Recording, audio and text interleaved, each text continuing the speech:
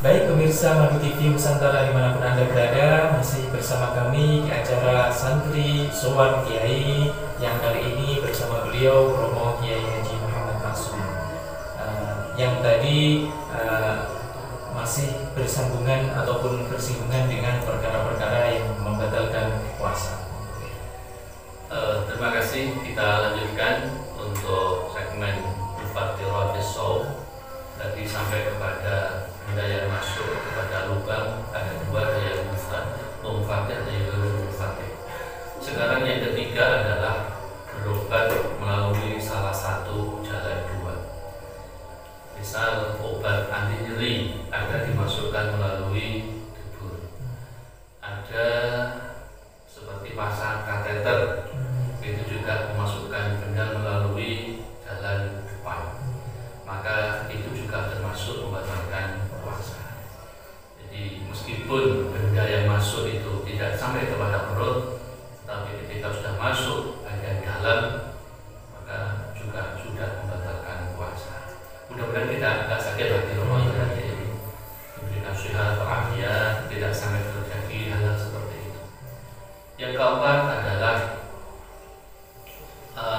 menyengaja muntah. Jadi ada memang sebagian orang yang sengaja ingin memuntahkan sesuatu. Kalau itu dilakukan pada bulan Ramadan, maka puasanya menjadi batal. Yang kelima adalah waktu amdan fil farji. Di siang bulan Ramadan, bagi yang sudah punya istri, kemudian jima kepada istrinya, ini puasanya juga menjadi batal. Fil farji bahkan di syarah diterangkan meskipun dalam dubur juga membatalkan puasa. Jadi kalau sudah punya istri, dapat dulu. Alhamdulillah sama. Hati-hati kalau puasa nanti. Tapi kalau malam hari tidak apa-apa. Boleh. Kalau dulu ada orang yang mengatakan poso-poso tidak sanggup boleh bujuk, akan dilakukan itu rasanya. Kalau malam ya boleh-boleh saja. Hanya siang yang memang tidak diperbolehkan. Kemudian yang keenam adalah keluarnya mani dengan bersentuhan. Ya, membatalkan puasa ketika mengeluarkan mani dengan bersentuhan. Artinya apa? Kalau tidak bersentuhan berarti tidak batal puasanya. Misal kita tidur di siang hari mimpi basah, misalkan, itu tidak batal puasanya. Kalau bersentuhan ya kita pegang istri kita, misalnya, itu batal puasanya. Puasa-puasa pegang, nah ini sampai inzal, itu berbahaya, batal puasanya. Kemudian yang ketujuh adalah haid. Perempuan kalau di siang hari Ramadan datang itu tamunya haid, maka otomatis puasanya juga tidak boleh diteruskan. Kemudian yang kedelapan adalah nifas. Nifas itu darah yang keluar setelah melahirkan. Yang kesembilan adalah junun. Di tengah-tengah Ramadan datang sifat junun bahasa Indonesia ya, gila, maka puasanya juga batal. Yang ke-10 adalah riddah, murtad, ini juga membatalkan puasa. Ini perlu diperhatikan bagi semua para pemirsa, 10 hal ini agar puasa kita benar-benar menjadi sah dan akhir diterima oleh Allah Subhanahu wa taala. Tetapi juga perlu diperhatikan bahwa kalau ini dilakukan, puasanya batal, tidak sah. Ada juga yang perlu diperhatikan, puasanya sah, tapi ganjarannya hilang. Jadi puasanya tetap sah, tapi pahalanya hilang. Ini ada satu hadis yang mengatakan bahwa 5 hal yang bisa menghilangkan pahalanya puasa. Yang pertama adalah berbohong. Tidak menjadi rusaknya puasa, tetapi pahalanya yang rusak. Berarti puasa oleh pokok karena ngelakoni 5 hal ini. Yang pertama tadi berbohong, maka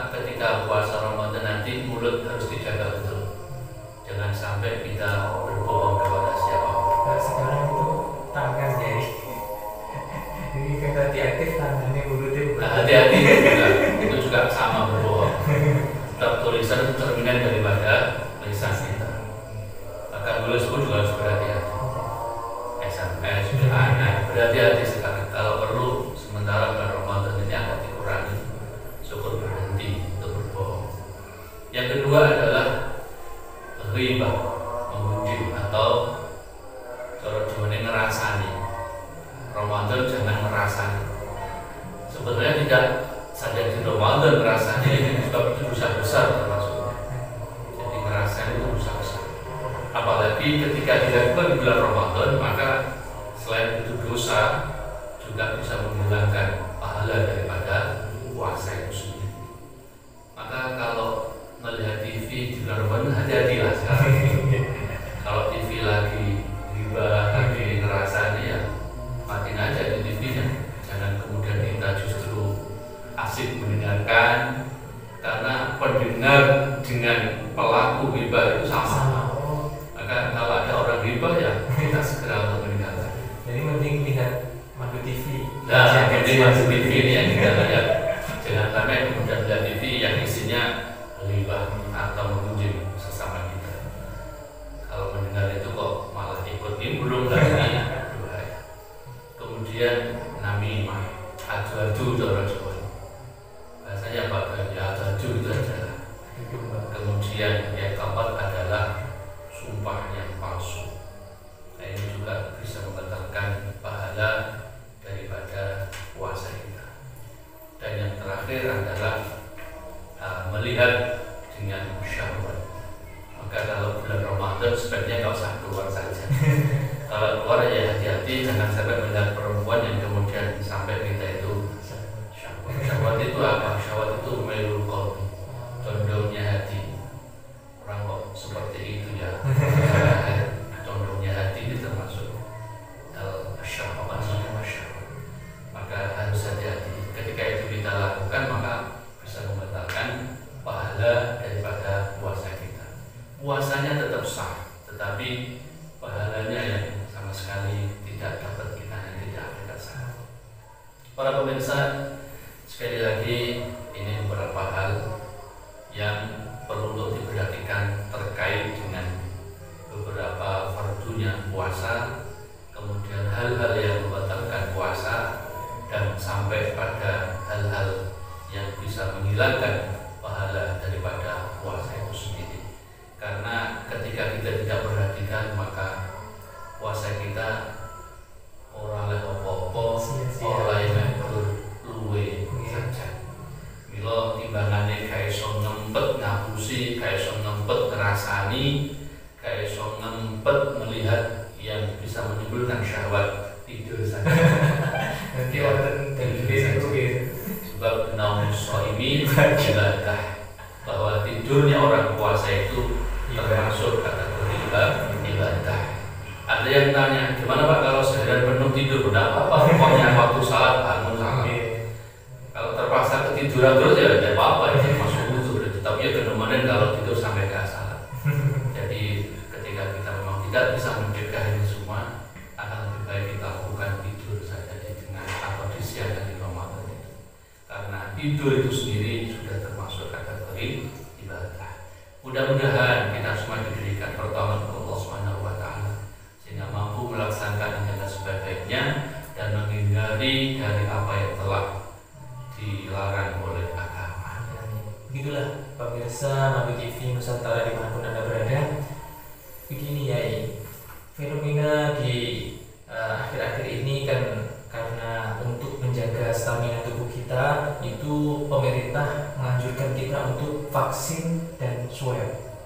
Bagaimana dari apa itu penglihatan ataupun dari kajian fikihnya kalau kita di bulan puasa itu melakukan swab ataupun vaksin? Terima kasih. Terkait dengan vaksin terlebih dahulu. Vaksin itu akan dilakukan melalui apa yang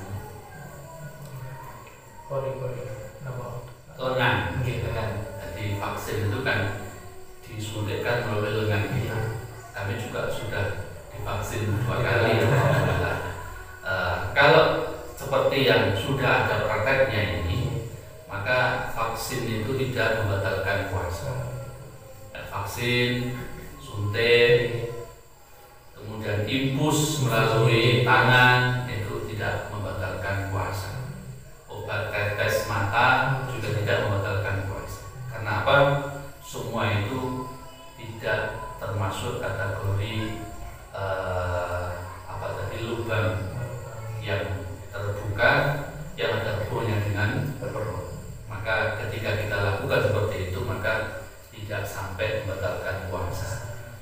pertanyaan begini, gimana kalau tetes mata sampai terasa di tenggorokan? Tidak apa-apa, itu terasa bukan bendanya masuk ke sana, tapi hanya melalui saraf-saraf atau efek samping dari obat itu saja. Maka tidak sampai membatalkan puasa. Ini untuk yang vaksin, suntik, kemudian obat tetes mata, kemudian infus yang melalui tangan, ya, tidak melalui hidung. Kalau infus lewat hidung, lewat mulut, ada juga kadang dilubangi perutnya, maka itu juga bisa membatalkan puasa. Kemudian yang kedua terkait dengan swab atau rapid antigen, itu yang sama dengan swab prakteknya untuk sampel pengetesan itu. Kalau rapid test itu kan darah yang diambil sampelnya. Kalau swab atau rapid antigen yang diambil adalah cairan yang ada di dalam hidung, juga di dalam tenggorokan kita. Maka bagaimana hukumnya itu? Perlu disampaikan, tadi sudah diterangkan bahwa termasuk perkara yang membatalkan puasa adalah benda yang masuk secara disengaja melalui lubang yang terbuka yang ada hubungannya dengan perut, meskipun tidak sampai kepada perut benda itu, maka itu membatalkan puasa. Maka kalau swab, saya pernah rapid antigen waktu itu, ternyata sticknya itu panjang sekali sampai ke dalam, sampai ke dalam betul. Saya merasakan, jadi tidak hanya sekedar di ujung hidung, tapi melebihi khaysum bahasa kita, sudah sampai ke dalam itu. Maka kalau melihat praktek yang saya lakukan itu, ini juga membatalkan puasa. Sekali lagi, kalau seperti praktek yang saya alami waktu itu, bahwa swab atau rapid antigen ini ketika dilakukan di bulan Ramadan, maka juga membatalkan puasa. Ya semoga diberi aman kan, selamat karena saya kena corona. Semoga corona segera untuk dihilangkan oleh Allah Subhanahu. Amin ya rabbal alamin. Begitulah pemirsa TV. Dan ada juga fenomena yang sering menjadi fenomena tahunan yang terjadi. Kadang itu kita berdebat hanya dengan gara-gara niat. Ada yang mengatakan niat itu boleh diniatkan 30 hari full di hari pertama, dan ada yang mengatakan itu harus setiap hari. Ini putus ini. Terima kasih para pemirsa TV Maju yang dirahmati Allah. Tadi disampaikan bahwa di antara perlunya puasa adalah niat. Niat itu kalau menurut Imam Syafi'i harus dilakukan setiap malam, harus dilakukan setiap malam. Tetapi ada juga yang mengatakan, yakni menurut Imam Malik radhiyallahu anhu, bahwa niat puasa itu boleh dilakukan 1 bulan penuh di awal bulan Ramadan. Jadi awal bulan Ramadan kita boleh niat puasa untuk 1 bulan penuh. Ini menurut pendapat Imam Malik. Dan Imam Syafi'i juga mengatakan bahwa apa yang disampaikan oleh Imam Malik itu layak untuk kita taklid, untuk jagain barangkali kita lupa untuk tidak niat, maka include dengan niat di awal Ramadan tadi itu. Tetapi sekali lagi itu adalah merupakan khilafiyah bainal madzhab. Madzhab Imam Malik mengatakan bahwa cukup niat puasa 1 bulan penuh di awal bulan Ramadan. Sedangkan Imam Syafi'i juga mengatakan pendapat itu bisa untuk ditakliti. Jagani bahwa menawalali kita tidak perlu qadha. Jadi jagani kalau kita barangkali lupa tidak perlu qadha, karena kita sudah taklid kepada Imam Malik, dan Imam Malik juga mengesahkan bahwa niat puasa Ramadan bisa dijamak